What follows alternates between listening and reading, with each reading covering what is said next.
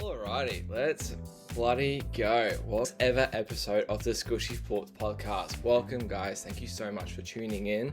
So glad to have you guys here. I'm not gonna lie, feels kind of good. Chucking the headphones in, just talking a bit of smack in the microphone about all things sport, which is what this podcast is all about. Pretty much spent most of my life either talking to the old man or so many friends and family, just random people about anything sport. Tangents to runs in my family. I've been an absolute sport fanatic for most of my life, and I thought may as well just take whatever I start chin wagging about to other people, may as well just bring it to a podcast and see what we can do for it. So super excited to have you guys here. All right, so a quick one with what the show is all about. You'll find me definitely talking about a lot about NRL. We're just getting into the pointy end of the season now, getting into that side with through that sort of the origin period, kind of gone through that lull first, in the end rounds there after origin there. We're just coming into the exciting pointy end season. And if you're watching on video, you'll see it behind me. Yes, I am a Warriors fan. You'll find me, yes, I do have an Australian accent. You are listening, but I do come from a Kiwi background. So you also see the All Blacks jersey behind me there. Yes, loud and proud. Have definitely got a strong Kiwi background. But yes, you'll also hear the Australian accent quite often. So if you are watching on video, you'll see a Warriors jersey, an All Blacks jersey, and also a Carolina Panthers jersey. So big NFL fan as well. You'll also hear me talking a lot about NFL. Season is just 4 weeks away. I am super excited. We've just had our week 1 of preseason. It's pretty much just started kicking off today. Had our Hall of Fame game last week. I'm recording this on a Saturday, so yes, my Carolina Panthers have just been dusted 30-10 by Shedeur Sanders. Yes, that is Shedeur Sanders. If you're a sport fanatic and you've been watching the NFL/college, you'll 100% know who I'm talking about. It's just pre-season, but not sure what to think of that one early. So along with your NRL and your NFL, we'll also be covering a lot of your fantasy as well, and SuperCoach, absolute SuperCoach fanatic, and also do fantasy as well on NFL. Just do it on Sleeper, just do it on the, don't do actual NFL fantasy. Huge SuperCoach guy. So you'll definitely hear me talking about all things trades and break-evens, and probably absolutely spewing that my captain has just been sacked 6 times on a Monday morning. Amazing. Along with your NFL, it's going to be covering a lot of American sports as well. So yes, I do cover a lot of them. I do watch quite a lot. Currently watch quite a few baseball games this morning. And also we do have the NBA and NHL seasons starting soon as well. In a couple months. It's actually quite insane how quick these come around. Starting in October is being the best month ever for sports. If you know that, there is absolutely anything and everything on when it comes to that time of year. It is sensational. So along with your American sports, you also find me talking a little bit about golf and a little bit about cricket as well. Cricket, we're just getting into the summertime as well. So obviously, Ashes is coming. England's coming to Australia. Yes, I do have a New Zealand background, but it is awesome having the Ashes on. Absolute love. The Test cricket is the best format of cricket going around. Absolutely super excited for that one to get back underway. And also, as I said, the golf. So I'm a former golfer myself, so you'll also hear me talking a little bit about golf here and there. I believe Tommy Fleetwood has a 4-shot lead at the moment. As I said, recording on a Saturday. We'll see how that one finishes up on the weekend. And lastly, I want to put a big emphasis on the women's sporting arena. These ladies, guys, are super talented. It is absolutely ridiculous, and that's where I'll start actually with my first episode. So I want to put a big emphasis on the women's sport and really trying to get across, as I said. So a lot of news will be coming in regards to your sport, a lot of therefore special hot takes as well, and I really want to put, as I said, an emphasis on women's sports. So I'll have a topic every week. We'll go through the best women's sports moments of the week, whether it's the NRLW, whether it's across the world in the tennis or the golfing world, or potentially even anything that is going around. WNBA is in full swing at the moment as well. So, as I said, these ladies, guys, are super, super talented. Get around them, especially NRLW. And that's what I'll start with this episode, because shout out to the NRLW, who is not just won this season, has absolutely turned it up another notch, but as I said, the standard of footy that these girls are starting to play and how they're playing this season is unbelievable, and it's such a good watch, especially the Origin, 3 Origin games that we had this year as well. So good having a 3-game series as well. Just put such a more emphasis on the women's game as well, and especially that first one that they have in Magic Round on the Thursday night. Such a good way to get the women involved. It is a bit of a shame that they won't be at Vegas next year. That was, definitely in my opinion, a little bit of a not a debacle, but definitely I think a matchup could have been a lot better. Definitely Queensland, New South Wales State of Origin game between the ladies, or definitely Australia, New Zealand, especially with the Warriors over there as well. So yes, shout out to the Warriors all the way to Vegas and cop the L. Still top 4. Oh, actually, as I'm recording, we are not top 4 anymore. Huge game tonight, actually, against the Bulldogs. I am praying hugely. Along with all your news and your opinions, I will also be doing definitely a little bit of breaking down of each game, especially in the NRL. Coming into the pointy end of the season, we are going to be running out of games very, very quickly, but I can definitely put more of an emphasis on reviewing and breaking down the games that have just been played, and definitely the games coming up that we'll be knowing about, especially any injuries, any form players, any sort of upsets that are lingering. Might chuck a sort of few bets in there as well. So exciting time of year, definitely to be a sports fan. Sort of in that middle of August, coming to September and October, really doesn't get that much better. We've got NRL finals, AFL finals as well. Golf finals are just coming up as well. We also have the Ryder Cup later in the year as well. We also have baseball playoffs, and then of course NFL is in full swing, and then the NBA and the NHL is just beginning as well. It really does not get much better than that. So where I wanted to start was, as I said, the NRLW. Massive shout out to them. The Magic Round that they just put on last weekend, the first one that I've had in the NRLW. Awesome success. Absolutely love it. Newcastle, I think, is going to be a perfect place for the NRLW to have a Magic Round. The Novocastrians, that they get called, awesome rugby league fans. They've absolutely turned up for the men's Newcastle side for years and years. Growing up, they copped a few wooden spoons here and there. Shout out to your Knights fans. And always seem to still get such a solid crowd, which is a huge credit to the fans and the people in that community getting around their team. But so the Magic Round last weekend, as I said, was a great success. Could not have asked for worse weather. I think people will find thunderstorms, delay of games. It was so much rain, but the girls pulled through. They put in such a terrific effort. They put in such a good display, and I definitely cannot wait to go in the future. So, speaking of NRLW, we've got such an immense talent going around at the moment. Tamika Upton is leading the try scoring tally at the moment with 8 tries. 5 games gone. That's like nearly 2 a game. Just absolutely killing it. Isabel Kelly, 11 line breaks in 5 games as well. That's over 2 a game. She's absolutely killing it for the Roosters, who are 5-0. And another special shout out to Jamie Chapman, 30 tackle breaks in 5 games.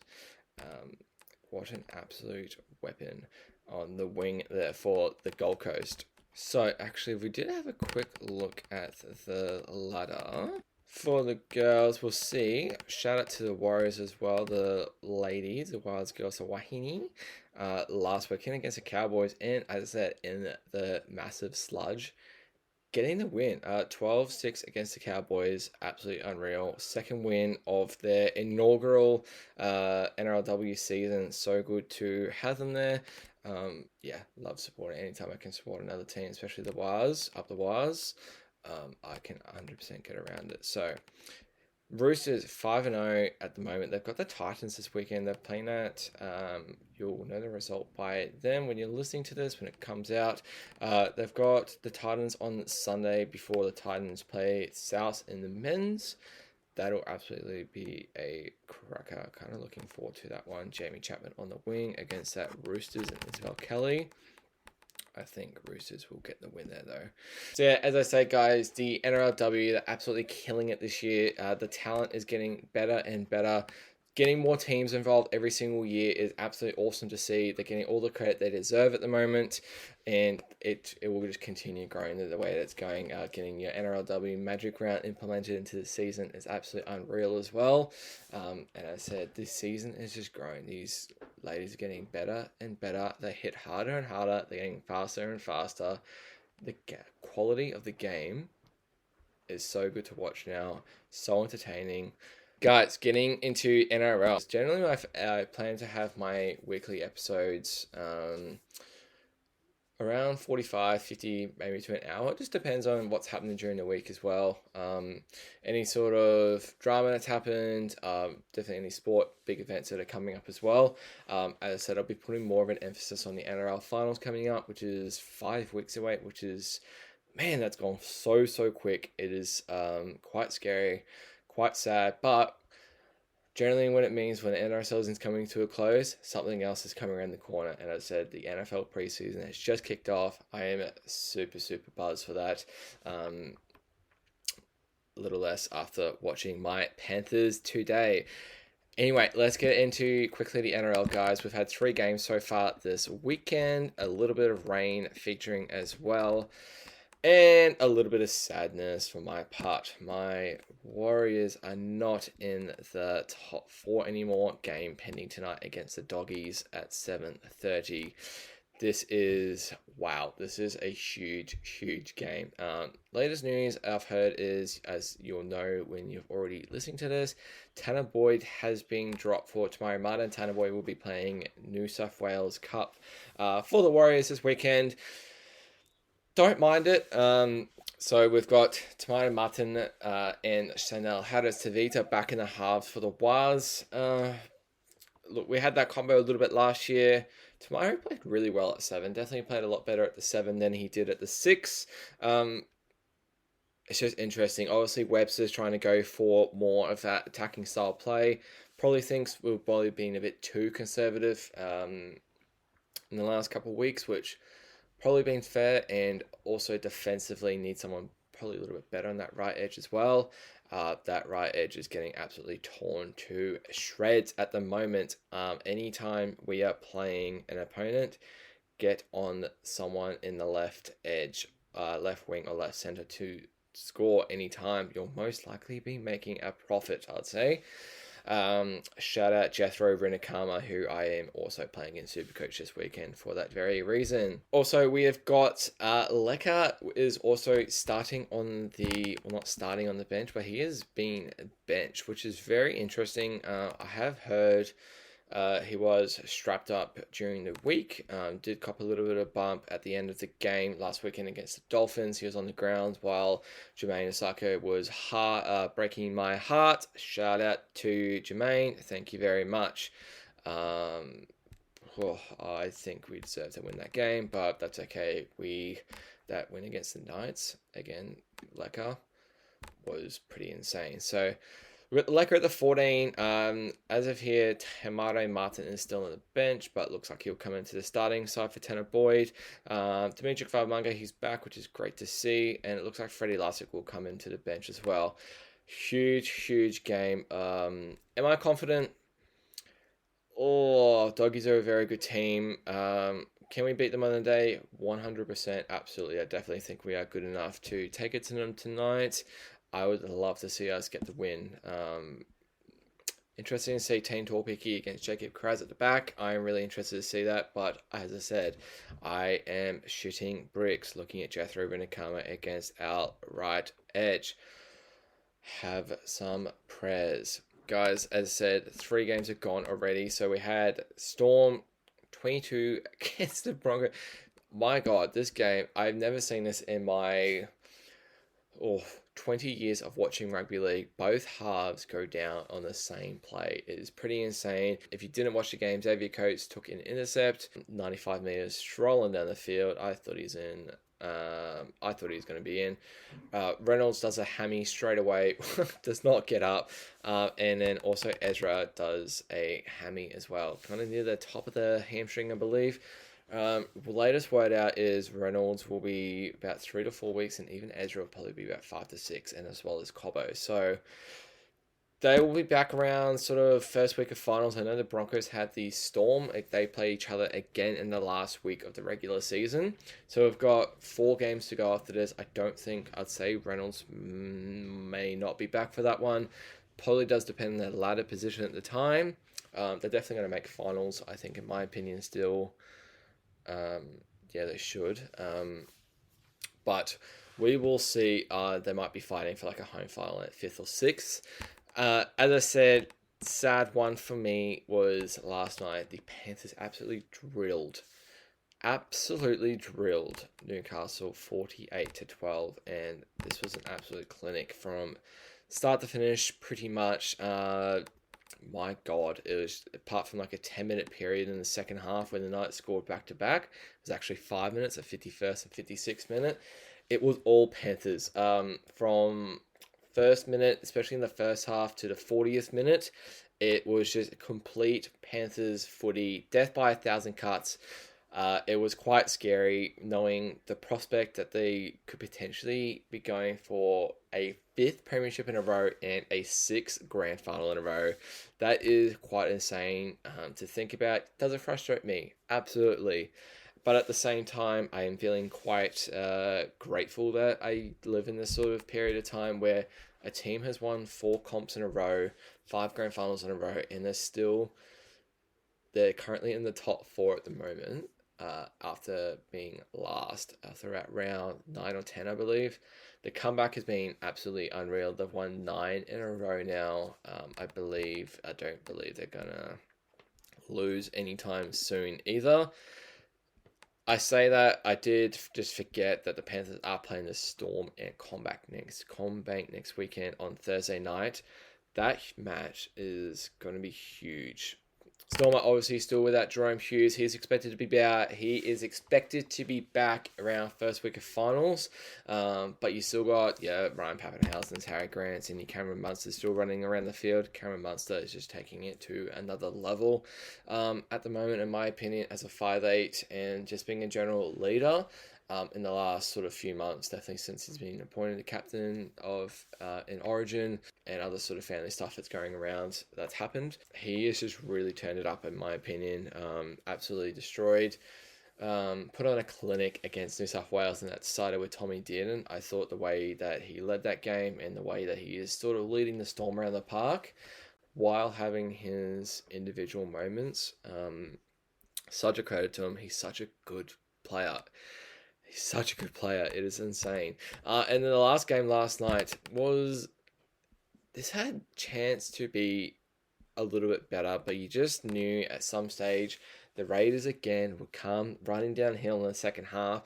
28-12, Turbo scored in the first few minutes, 6-0 up straight away. And then Ethan Strange, my word, this guy has just absolutely turned it on. He's just turning on since sort of May. He started a little bit slow to start the season, but man, he is just unreal. Do I think he's a potential Origin player in the future? I would think so. Like, he's New South Wales. That scares me looking what he did last night, especially to DCE. Shout out to you. I mean, he's not exactly the Origin captain anymore, but still was not good to see a potential New South Wales prospect absolutely dusting a former Queensland Origin legend. Scoring 3 tries, 10th minute, the 50th minute, and the 54th. The tries in the 10th and the 50th minute, just absolutely individual brilliance, absolutely dusted DCE. Pretty sure he dummied left, stepped inside off the left, and straight through. See you later. Good night. Thanks for coming. Just a little bit too many errors for Manly in the second half there. I thought they had some awesome chances. Like, that Raiders defense was absolutely unreal in the first half. Manly had some cracking opportunities. I said they only put up that one try in the first half, but man, they had so much ball in that first half. I really thought they definitely had a chance to be leading. Definitely going into the second half. They were down 10-6. They did actually take the lead early in the second half. Tolita Kola, oh my word, 46 minute. Again, a little bit of a dummy left, fend off, straight through. This guy is such talent. I think his best position is actually fullback. We just know at Manly there's about 8 million fullbacks that are they're ready to go. So obviously you got Lehigh, who should be back next week or the week after. He is an absolute gun, Lehigh. I think he will be there for a very long time. Also, Tommy Turbo, as we know. So Tommy Turbo, man, he really tried last night. He absolutely tried his absolute guts out. He was so close to breaking through to the line, about 20 meters out, about 2, 3, 4 times maybe. I thought he was actually through. And I just thought when he didn't go through, I just thought, we're the same as everyone, I think. The 2021 Turbo would have done that, would have gone through. And I mean, the 2021 Turbo, we're talking about a season here that's like never ever been seen before. In my opinion, that was like the greatest season, individual season, even though he played, I think it was about 14, 15, 16 games. It was bonkers. It was absolutely insane. He was involved everywhere. He's just lost a little bit of that acceleration to be able to just tackle break that little bit more, I think, in my opinion. But man, I thought he tried really hard last night. I could really see he really did want it last night. Jake Tobrojevic, his brother, did go down into Disneyland. He did get cop HIA. He will be out next week. I do believe this does hurt their finals hopes a little bit. And then going on to the fullbacks, you've also, as I said, got Ruben Garrick there as well. So Garrick is probably, I'd say, your fourth option behind Kohler now as a fullback option at Manly. Garrick is still an immensely talented player, been playing centre most of the year for Manly. So he's been mainly playing inside, actually Lehigh a little bit on that left side for a little bit of the year before Lehigh moved to fullback, and then Garrick's moved to the wing from there. And I said Kohler, I think he's a fullback in the future. Whether he stays at Manly, I'll have to check what his contract is looking like. But someone like if like a PNG or a Perth want to get him in the future as a fullback, I would 100% back it. Man, he's got some pace. He is absolutely sublime. He just absolutely tore through. He can have the potential to absolutely tear through a team. We'll look at the ladder now. Raiders have definitely maintained their spot at the top of the ladder, which is crazy. Still 4 losses for the season. Still got a bye in the bank. 17 wins, sitting on 38 points. Storm are on 36. They've already had their game for the week, and they've also already had their bye for the week. So Raiders are sitting 2 wins ahead of the Storm at the moment. We'll look at the points difference. They're a little bit behind the Storm, but I would probably be backing the Raiders to get the minor premiership from here, which is absolute credit to them. They've beat the Warriors twice this year. Has it impressed me? No. Vegas round 1, I just think Metcalf, was a bit nervous first game at 7, and I really thought the game in New Zealand that we had, we really did compete. So I'm really intrigued to see how this Raiders team does fare when it comes to finals time, and how they will go. They've got an immense forward pack. They've got an immense home ground. Can they keep doing it against these top 4 teams and do it when the time matters? Farewell for Fogarty 100% before he goes off to Manly. And I said Ethan Strange.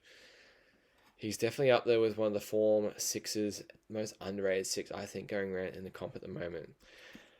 The big one for me is, yes, the Panthers are now sitting in 4th on 31 points there. They've obviously had that draw earlier this year. The Warriors sitting on 30, so we do have the chance to leapfrog the Panthers back today to get back into 4th. We do need to beat the Bulldogs in Sydney, though. We are currently 8.5 point underdogs. I believe we're paying about $3.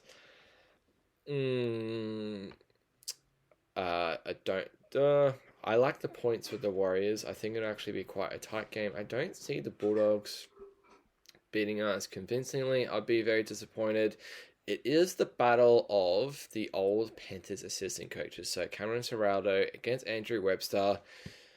Man, they're both doing awesomely, though. Like, shout out, that's awesome. That's like such a big credit to the Panthers system there, that they're able to develop coaches like this, and then they can go and head coach another team and have the same success with them so far. Bulldogs in 3rd with the new coach of Ciraldo, and then the Warriors are in 5th with Webster. So regarding the Warriors, can we maintain this for the rest of the year? Can we maintain this for the rest of the year without Metcalf and without Barnett? Man, I'd love to see it. I'd absolutely love to see it. I really did think we had a chance this year, deep down, with Metcalf at the 7 and Barnett at the front with JFH as well. I was starting to believe, man. I was really starting to believe, and I know anyone would absolutely say, yeah, well, you're a Warriors fan, you say it's your year every year. Deep down, I didn't actually think that, but this year I was starting to believe it was quite to be different.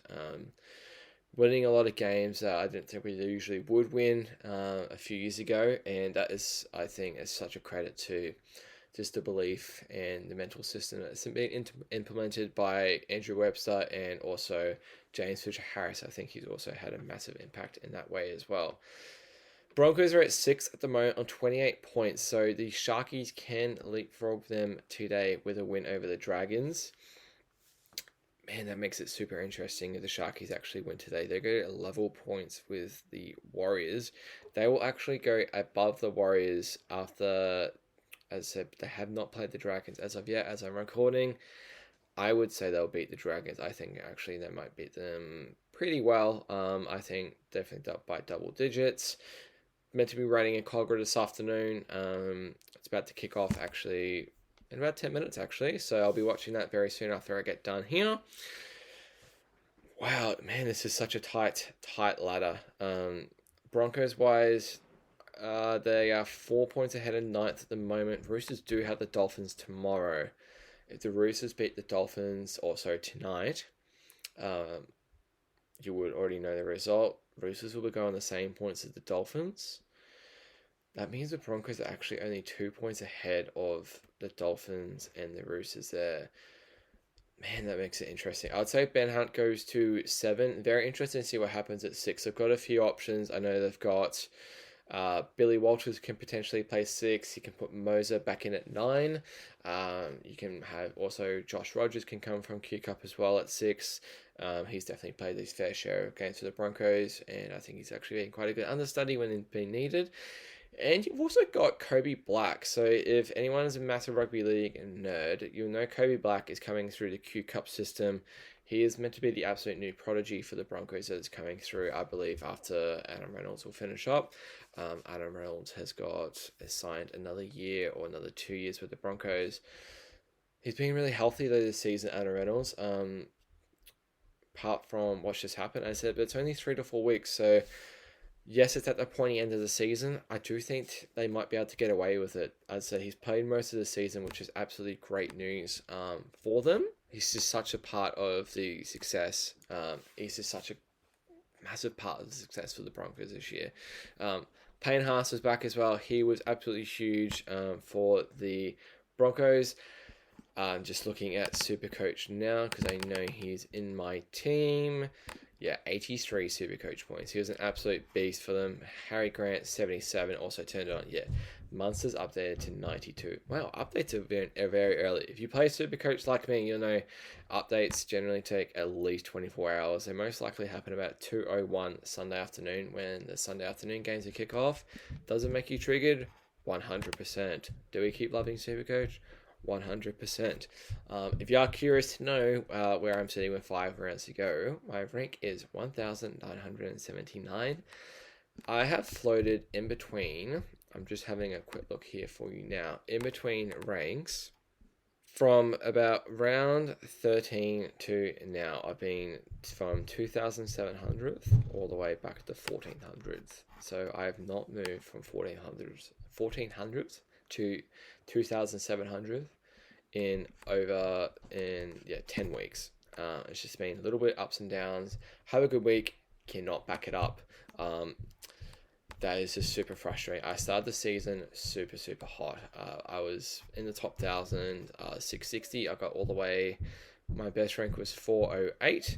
And I was feeling good. And then I had a couple bad weeks. Went down to 3,000. And that is SuperCoach for you. I avoided Pappenhausen all year. I watched him score 180 against the Tigers. And I didn't have him. And then I got him in. Traded Pappenhausen at the last buy round, I believe. He played 2 games, scored about 60, and then he's been injured for 3 weeks before that, and then I traded him out. So, yes, did I jinx Pappenhausen? 100%. That is definitely my fault, and I'll take the credit for that one. Sorry to everyone there. SuperCoach-wise, though, last night, Ethan Strange was definitely the pick of them all. 133 he is updated to. Oh my goodness, he is an absolute pod coming home on the run.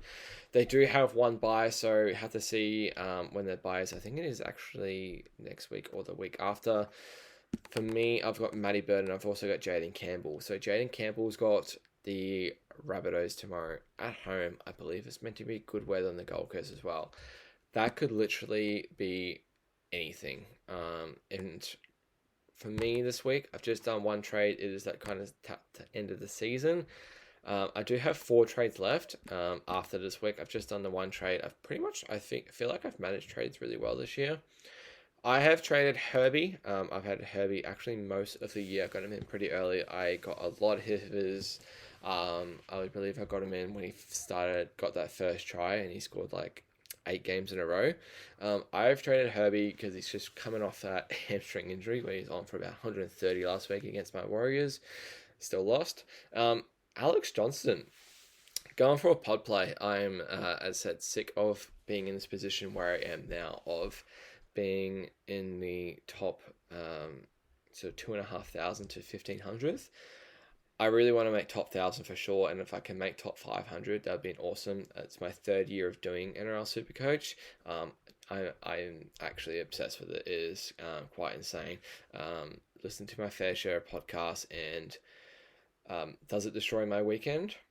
Definitely. It definitely makes or break it 100%. So I've got an Alex Johnson this week, so I think he can score quite well. The latest news I've heard is Latrell Mitchell will be coming into the team. He will be coming, I believe, is going to be left centre. Jai Gray will remain at fullback. That is the latest I've heard. You'll also know definitely by when you're listening to this if he has played at left centre or not. I would prefer AJ with Latrell at fullback 100%. Latrell's getting a little bit more ball there, and he loves sitting it left. However, Latrell at left centre, I think they're going to go left anyway. We saw him at left centre a couple times earlier in the year, especially against the Roosters that first game he played. They just went left. So I don't think it'll be such a bad thing. They'll double team Latrell where he can. I think the Titans right winger, I think that'll be Philip Summy. I can see him coming in quite a bit on the fence to try and double team up on Latrell and stop that quick pass that he can do. We've seen it so many times, guys. He's just a freak. He's able to do it. He still did an Origin. And I think Toya and Val Holmes did a really good job on him. And so I'm expecting a couple tries hopefully tomorrow for Alex Johnson. And I've also got the theory in mind. He is 5 tries away from equaling the record for Ken Irvine, which is probably a record not many people thought would be broken. He has signed for the next 2 years, Alex Johnston. Whether he gets it this year or not, 5 tries in 5 games. I'll have to check their draw. As I said, they've got the Titans weekend, but we know AJ has the ability to score a hat-trick when he wants to. He scored them many times before. Guys, they've got the Eels next weekend at home, so I do not mind that matchup whatsoever. And then they come home. They got the Dragons again. They have a bye in round 26, so they've got 4 games to go, and then we always know they've got the Roosters in the last game of the season. I think if he needed around 2 tries for that in that last game there, they'll definitely be making an effort to try and get him the ball as much as they can. They'll 100% be up for that game. 1, they love playing the Roosters. 2, I think AJ will be going for the record. And 3, I don't think it'll just be happening this season, but it's just the way the season is gone for them. Battling for the wooden spoon. It is a bit of an early preview for the Spoon Bowl tomorrow, 16th versus 17th. Man, I just never imagined South being at the bottom, especially with Wayne Bennett as a coach team. But they've used something about over 30 players this season or something. They've gone out their top 30, just been absolutely ravaged with injuries all year. Absolutely ravaged and just cannot buy a break. Some would say it's unlucky. This is like about the 3rd or 4th year it's starting to happen now. I think we remember they were top of the table in round 11 and midway through sort of 2023. They were top of the table, and it's gone absolutely downhill ever since then. They've had these huge long-term injuries to these massive players, and they keep reoccurring. Latrell, he's had calf and hamstring problems for ages. Cam Murray does his Achilles at the start of the year in a training session. Cody Walker's always got calf lingering problems. There's just always these 3 to 4 week injuries going on, if not longer. Latrell will come back and get a suspension, albeit he hasn't this year. Some would say it's unlucky, but I think in my opinion, there's probably something to be looked at behind the scenes there at South. Potentially in their health and their strength and conditioning, especially in their strength and conditioning, whether it's training too hard, whether it's just not fit enough when it comes to game time. Something definitely needs to be studied. I think maybe a potential overhaul. And I just think their signings in the last recent few years as well, it's just been not their style. Obviously, they've had Wayne Bennett come in, had the experiment with Lewis Dodd. Looks like he hasn't liked Lewis Dodd as soon as he's arrived and touched down in the country. We all thought that was a joke, and that in the first time Wayne sort of met Lewis at the start and asked, "Who are you?" We didn't realize that would actually be a sign for the future. So I can definitely see Lewis Dodd leaving at the end of this year, 100%. Where does he go to? I haven't heard anything. I don't think he's going to be a starting half in a team. When he has played for South this year, he hasn't been bad, but he hasn't been amazing. Haven't seen anything too creative from him. To think that he would provide potential for a team to go to finals, I think you need a really, really dynamic 6 to go with it, and a really top tier 6 to go with it. So we'll see what happens. But as I said, I don't think Lewis Dodd will be at the South Sydney Rabbitohs next year. So rest of the round, guys, you will know the results by now. If I was to have a quick look at what the games are today, as I said, we've got the Sharks and the Dragons kicking off very soon. It has kicked off as we speak. Dolphins and the Roosters later tonight. I'm expecting the Roosters to definitely get up for that one. Dolphins without Herbie, I think that's a massive loss to their left edge. I think Roosters will definitely try and expose their defense on that side for sure. Who is on that right side? So you got Rob Toya and Nwanganita Wase. Name, absolutely nailed that name first go. And as I said, capping off with Dogs Warriors tonight. Couple of bludgers tomorrow. As I said, the early Spoon Bowl preview, Titans Rabbitohs. Oh, this game could be anything. I'd absolutely love to see South get up for this one. I think they will. Latrell's back on the Gold Coast. Bit of sunny weather. Titans, a bit of a heartbreaker last week. What a debacle. What an absolute debacle that was with the trainer last week. Absolutely crazy. I could not believe that watching it live. What happened? 100% in the future, it should be a penalty in front of the sticks. Everyone will come at me and say, "Oh, but they do that in union." Cool, that's rugby union. It's a completely different sport. He should be allowed. It's a penalty. You're not allowed to distract the player when he is setting up for a kick or about to take the kick, whether it's a wave in the air or shouting from players. They are not allowed to do anything to impede the kicker whatsoever, including trainers. Was it deliberate? I don't think so. I think potentially an honest mistake, but it's just so strange that at that level he's been a trainer for so many years that it could happen, especially at a moment like that. Leaves a little to be left desired, to be honest with you. Eels Cowboys to cap off the week, 15th versus 13th. Man, the Cowboys were bad last week. I really do like what the Eels are doing at the moment under Riles. I really like what Riles is definitely starting to do and develop. Maybe not next year. We'll see it all come together.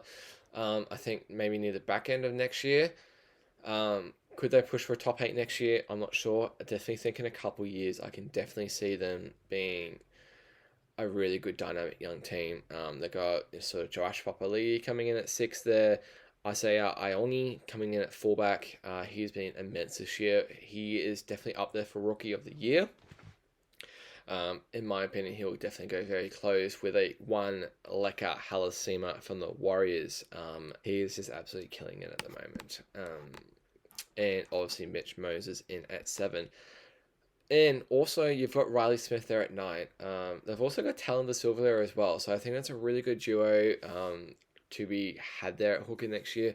I'm really hoping Jason Riles doesn't do it at like an 80-minute 9 like Brad Arthur did.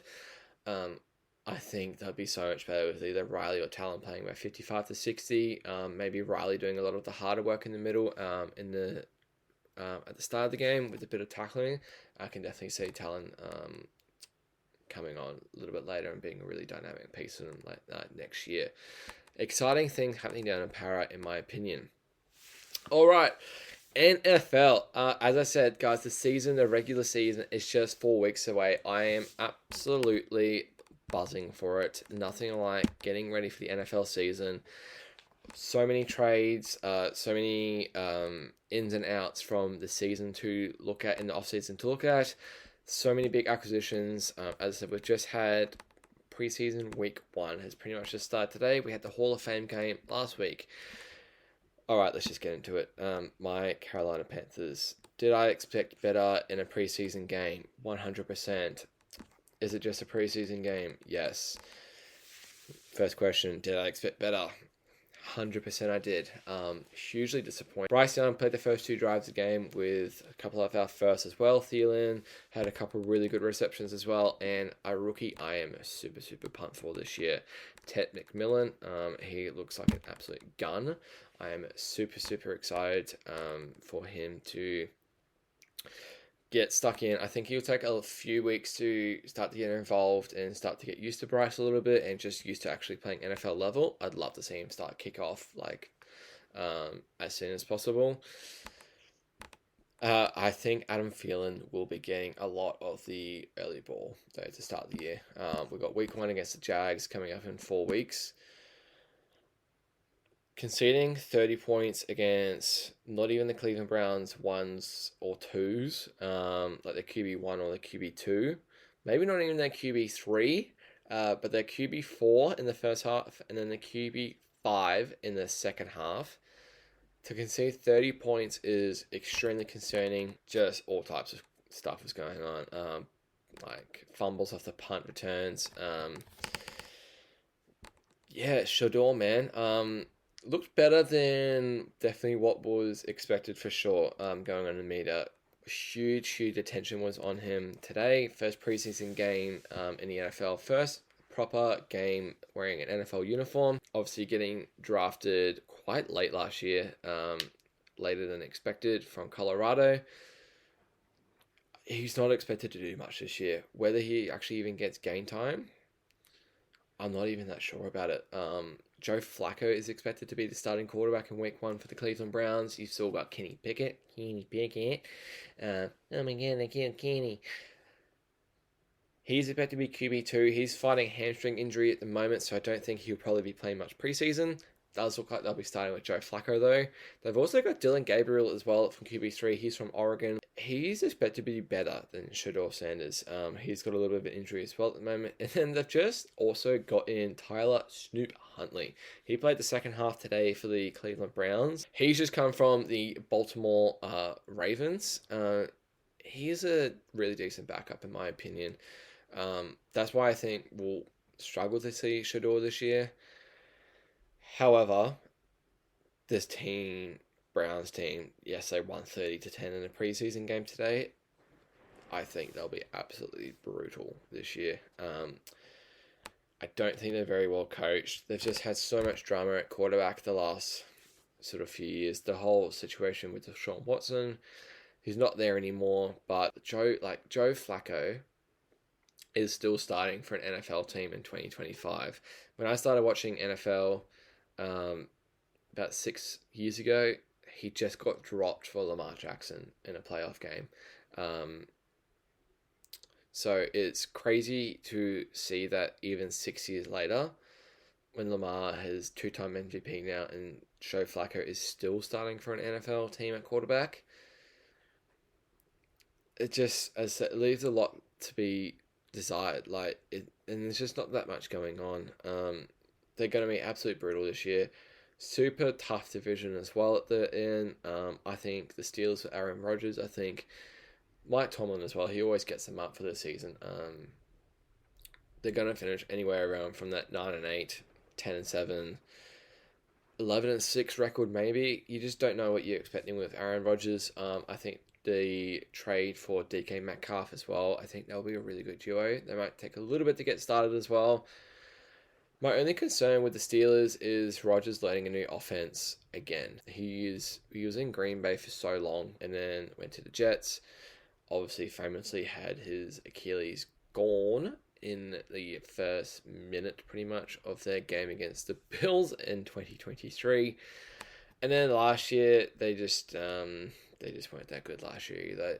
He had moments where you could see he still had that throw and you could still see he had that flair and that old Aaron Rodgers. Just doesn't quite have that spring off that right foot that he did used to have. Still very interested to see what he does with the Steelers this year. Mike Tomlin will always be there amongst it. I can't see them going like a 6-11 or a 7-10. I think it's like an 8-9 team in absolute worst. You've also got the Bengals in that division. Joe Burrow, he actually played preseason yesterday, which is quite interesting, quite new for them. Looking to start the season a little bit faster than what they do previous seasons. Losing to, they don't want to lose to New England again in week 1. Shout out to Survivor, Gonskis early on.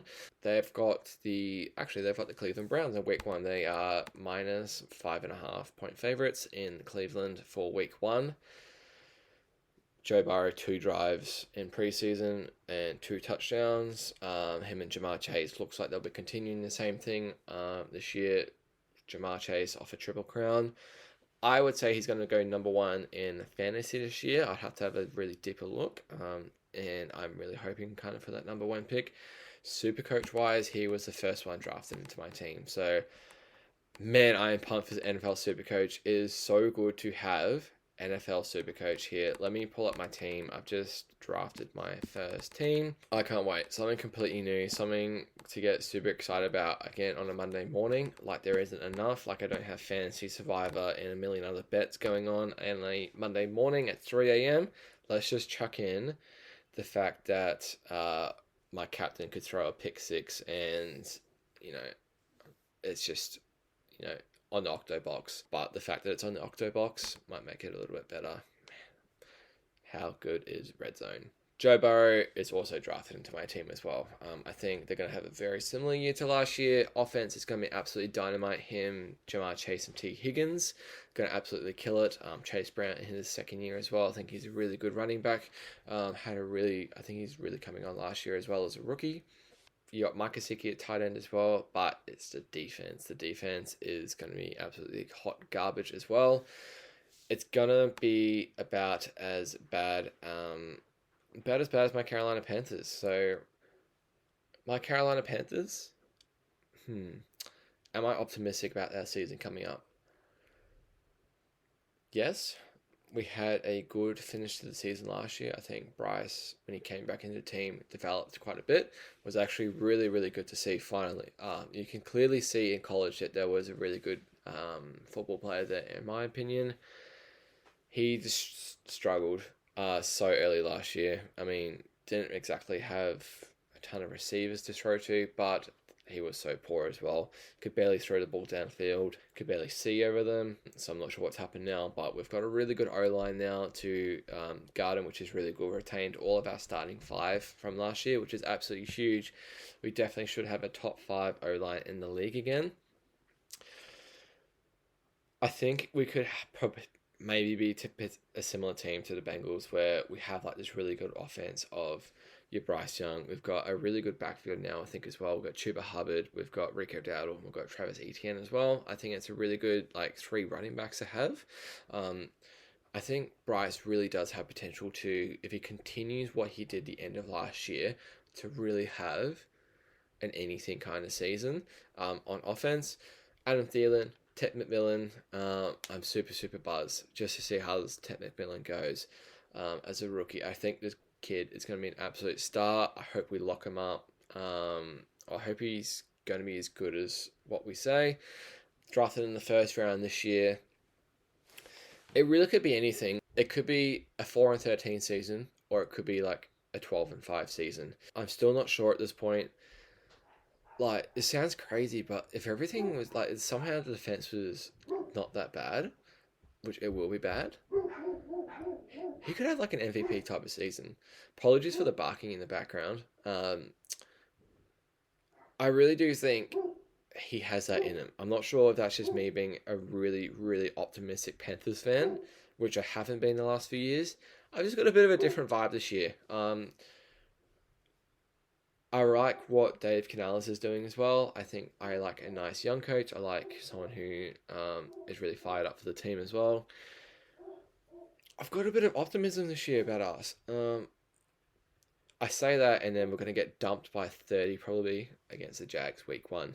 Brian Thomas and Trevor Lawrence. Brian Thomas might score 3 touchdowns and catch for 180 yards or something. I will be playing his overs and his props 150% week 1. I am expecting that to be a high scoring game as well week 1 as well. I believe the total is about 45.5 as well at the moment. Line was about 2.5. I did lean Panthers with the points at the start. I took the Panthers with the points week 1 last year against the Saints in New Orleans. We lost by about 40. It was over before kickoff, and then that's when the alarm bells started ringing. God, we were so bad last year. But going back to week 1 of the preseason, what is usually known for a week of unders, team starting a little bit slow in offense. It's not the QB1s. It's generally the QB2s. It's not the QB2s, it's the QB3s or even more, like we saw today with Shador. Defenses, there's not much going on, that sort of thing. Some coaches just want to see how a couple little players play, get the rookies involved. This week has been super different. We've seen a few QB battles, QB2 battles, to say. We've seen some starters play as well.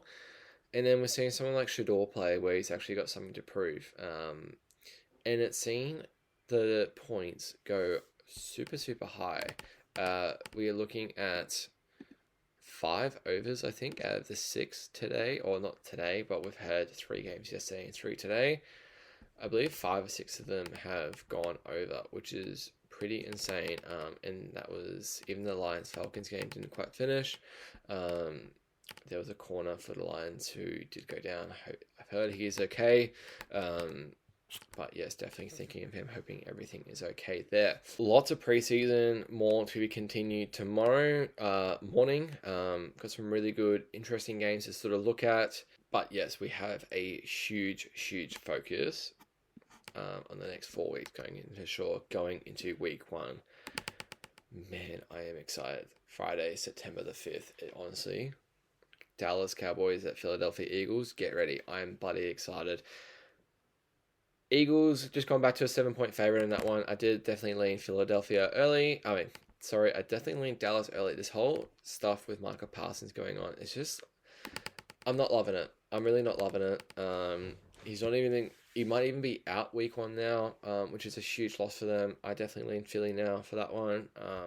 They're racing the banner in Philadelphia, Lincoln Financial.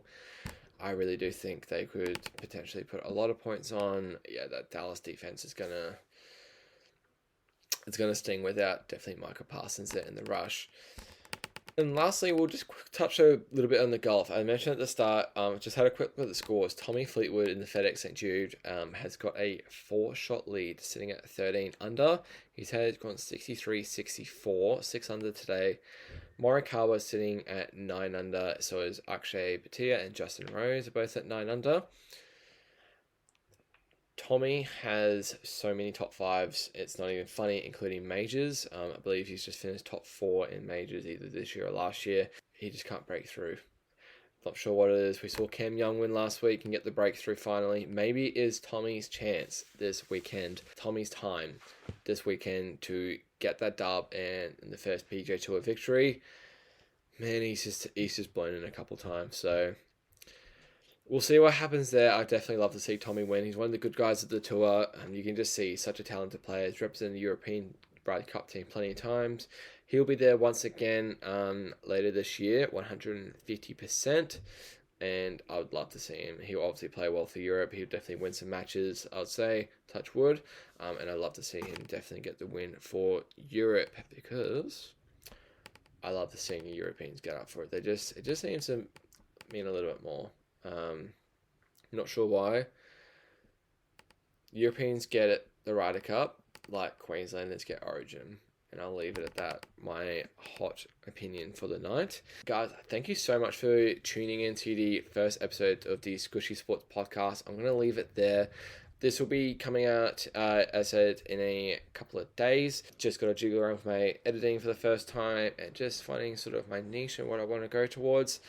Just tidying up a couple things, but I absolutely love this. This is super fun. Getting behind the microphone, chucking some headphones on, having a little chin wag about all things sport. This gets me super excited for the coming weekend and what is about to come in the next couple of months as well. In terms of episodes, you will see a new episode every sort of Tuesday morning. I'm planning to upload and video as well. You'll see that. You'll be able to listen to this podcast on wherever you get your podcast from as well. And you'll also see little snippets and me on Instagram, YouTube, TikTok, X as well. Love a bit of X/Twitter. Big guy on Twitter. So all at Skooshi Sports. That is SKOOSHI Sports. All one word. As I said, guys, thank you so much for tuning in. I had an absolute blast to doing this, and I can't wait to have a chat again next weekend. See you next time.